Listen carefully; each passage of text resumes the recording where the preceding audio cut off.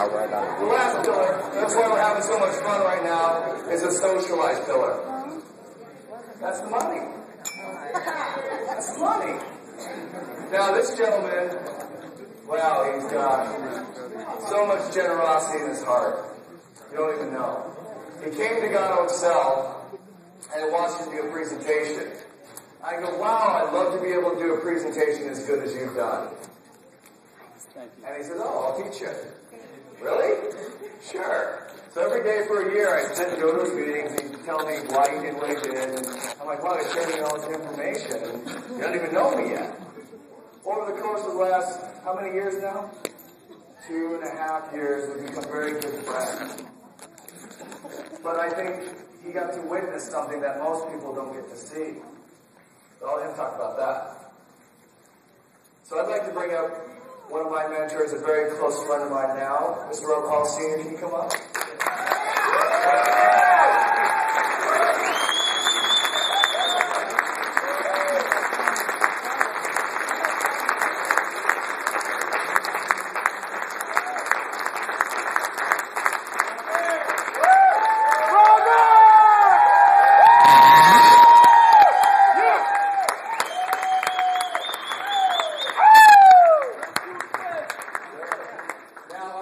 Just so you know, we did not show Robert this video. That's all I'm going to say. Good luck. Are we going to show the video first? You get to go after the video too. Oh my God. How's everybody doing? All I can say is that I'm just going to do this. I'm going to try to do it as quick as I can. the socialize pillar is, you know, you always say to people, and there's a phrase that I learned years ago. Again, someone, a multi-billionaire named Roger Penske. Some of you might know him. Yep. He's won 15 Indianapolis 500s. Okay? With 10 different drivers. Uh-huh. Now, isn't it weird that I'm in Indianapolis? And my first billionaire mentor I learned from was a guy named Roger Penske. And I watched this guy find people that didn't believe in themselves, and he did everything in his power to make sure their dreams came true. That was his goal.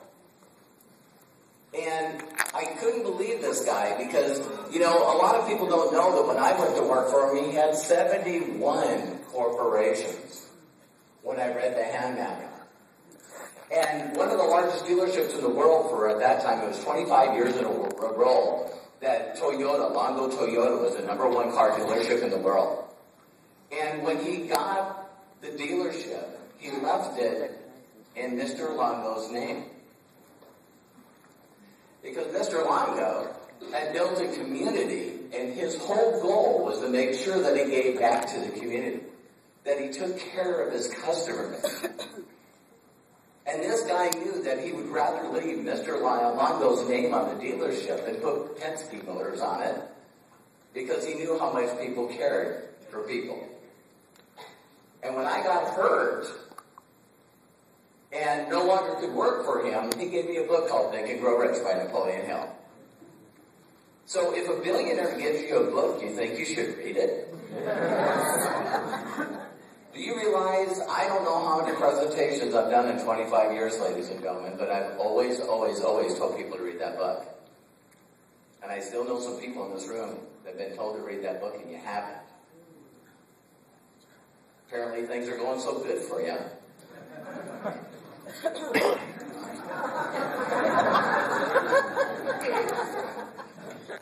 Anyway, is there anyone here in the room that you know someone that really cares for you, but no matter how much you care for them, that they care for you, you still can't seem to get it together?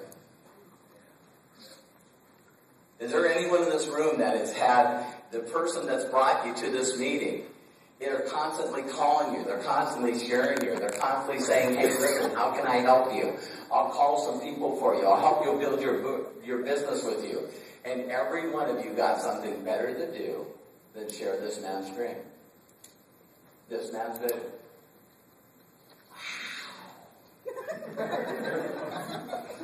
Well, I know a person just like that. Because I got involved in this business 25 years ago, and at that time, my son, Robert Hollis Jr., was 6 years old. How many people think he did a pretty good job tonight?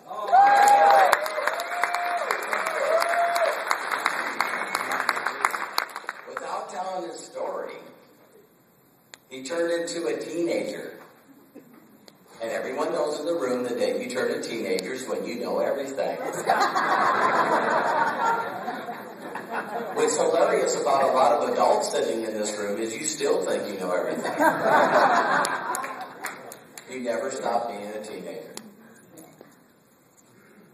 You won't allow other people to help you learn a different way of thinking, a different way of feeling, and a different way of caring. So how many people have heard the phrase that when the student's ready, the teacher appears?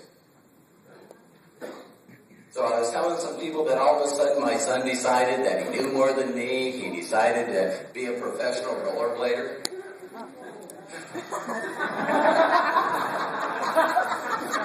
like those people make money? Oh my God. But he knew more than me.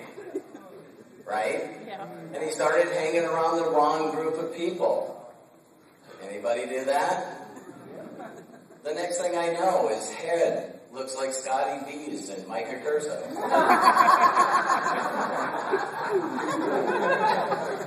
But he's 15 years old.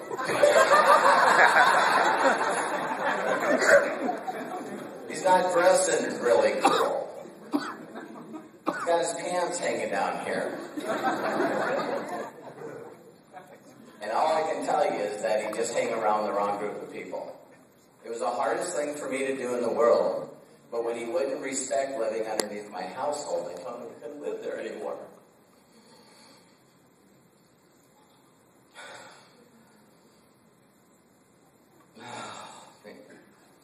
Sometimes, no matter how much you try to help people, you gotta let them go.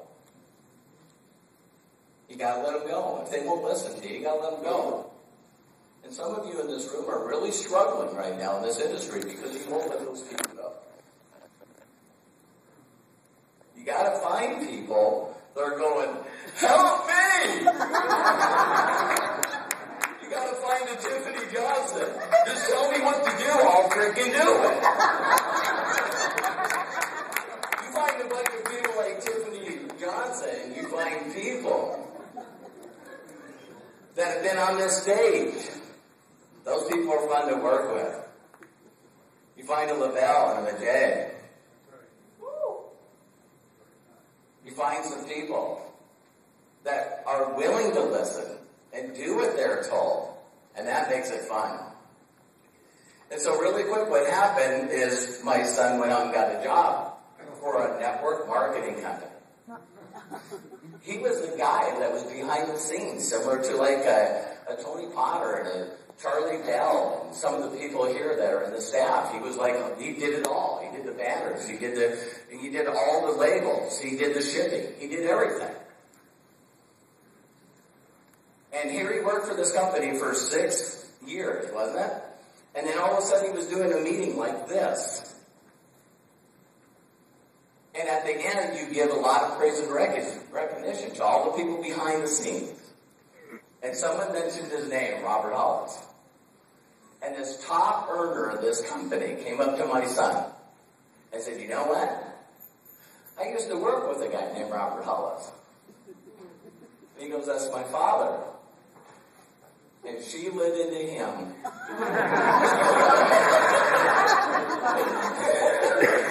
She said, man, I'd give my right arm to work with your father.